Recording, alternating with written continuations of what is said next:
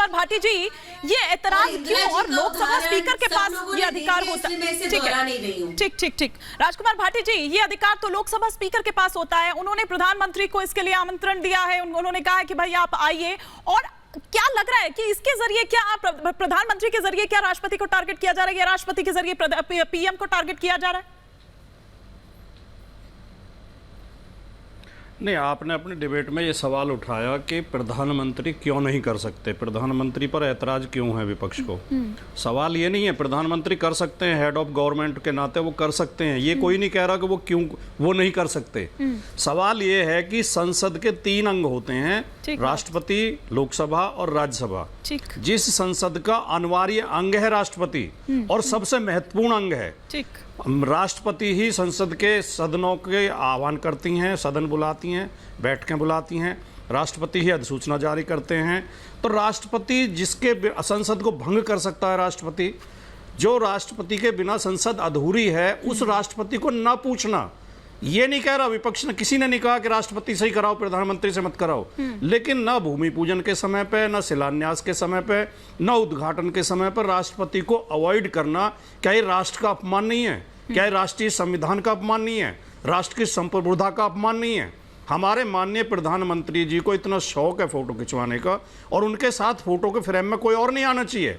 वो कई मुख्यमंत्रियों को धक्का दे के बाहर कर चुके हैं, कई मंत्रियों को कर चुके हैं, खिलाड़ियों को कर चुके हैं, कई प्रतिभाओं को कर चुके हैं। अच्छा। तो ये जो एक व्यक्तिगत उनका शौक है, ये कोई देश का काम नहीं है, ये उनका निजी मामला, निजी शौक है। अच्छा। कि मुझे अकेले खड़े होना है, अकेले फोटो खिंचवाना, मैं इतिहास में नाम दर्ज करना चाहता हूँ। ठीक है, आप करें नाम दर्ज, लेकिन उन्हें भी उनसे अध्यक्षता ही करा लेते।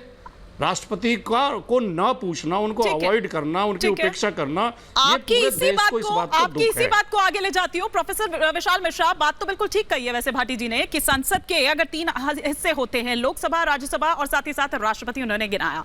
संसद का कोई भी सत्र जब राष्ट्रपति के बिना नहीं बुलाया जा सकता है, तो फिर इस काम में राष्ट्रपति का ना होना कुछ अचंभित करता है, कुछ यहाँ पर लगता है कि कुछ कमी है। देखिए, मैं थोड़ा 2-3 बातें कहकर आपके प्रश्न के उत्तर पे आऊँगा। स्वामी विवेकानंद जी का कथन है, उन्होंने कहा था एक बार कि जब कोई अच्छा काम होता है तो पहले उसका उपहास होता है और फिर उसका विरोध होता है, लेकिन अंत में स्वीकृति होती है।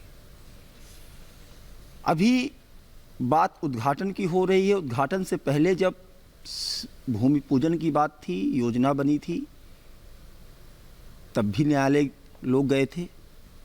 सवाल ये उठता है कि जब आपको विरोध, हर बात पर विरोध के नाम पर विरोध हो रहा है सिर्फ, या विरोध का कोई मूल वजह भी तो होना चाहिए।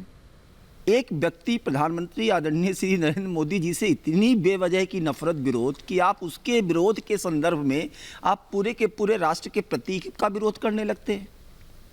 मैं पूछना चाहता हूं मान्यवर कि हमारे यहाँ संसदीय शासन प्रणाली है कि नहीं है?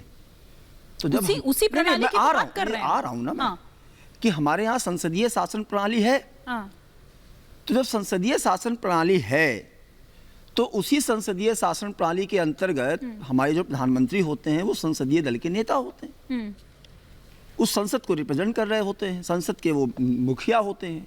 तो इसको बेवजह, इसको अनर्गल ये डिबेट का मुद्दा क्यों बनाया जा रहा है कि क्यों वो उद्घाटन कर रहे हैं?